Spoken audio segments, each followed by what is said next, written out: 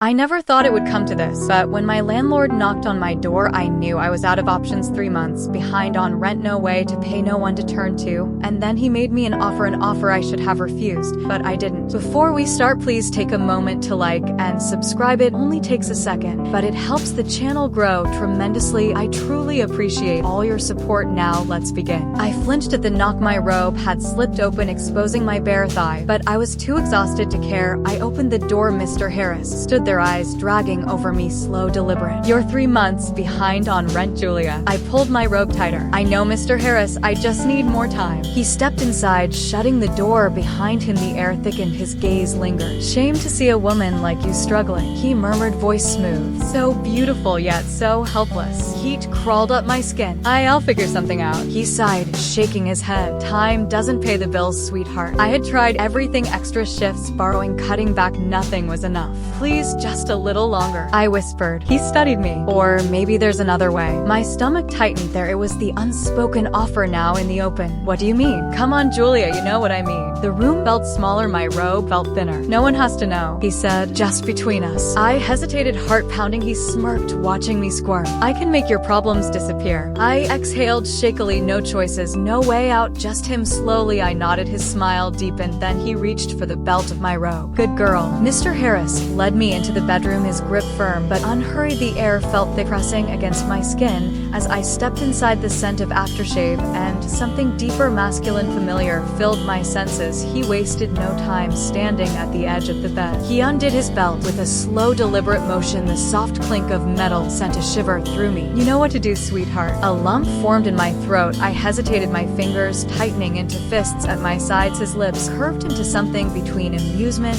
and control. "Don't act so surprised, Julia, you agreed, remember." Heat curled in my stomach, a nervous, electric kind of warmth. I swallowed hard, then lowered myself to my knees. His fingers threaded through my hair as I leaned in, feeling his heat, his scent overwhelming me. I pressed my lips against him, moving carefully. He exhaled sharply, his fingers tightening, slightly guiding me. The sounds he made sent an unexpected thrill through me. I shouldn't have liked it, but I did. His breathing deepened, his posture tensing. He was getting lost in it. In me, a strange sense of control stirred inside me. Just as I found my rhythm, he pulled away abruptly. His breathing was uneven. He was barely holding back. "Get on top," he said, voice thick with need. I obeyed, standing and moving onto the bed, my robe slipping open. As I straddled him, his hands immediately found my thighs, sliding up my skin, squeezing as if he needed to feel every inch of me. "That's it," he murmured, eyes locked on mine. I reached down, aligning myself with him. A sharp gasp escaped my lips as I sank onto him. He groaned, his fingers pressing into my hips. "You feel better than I imagined." I ignored the warmth that spread through me at his words. This was just a deal, but as I started to move, a deep pulse of pleasure rippled through me. My body betrayed me, responding eagerly, craving more. I bit my lip, keeping my face neutral, but inside heat coiled, a slow burn, spreading with every movement. "Go on, Julia, ride me like you mean it." His voice was strained, his grip firm. As he guided me, I did as he said, my pace quickening, my breathing uneven. Each motion sent another wave of sensation through me, making it harder to pretend I wasn't enjoying this. He smirked up at me as if he could see right through my act. "You like this?" he murmured. "No." I lied, my breath hitching as I moved faster. His grip tightened, his body rising to meet mine in perfect rhythm. The tension built between us, growing deeper, heavier.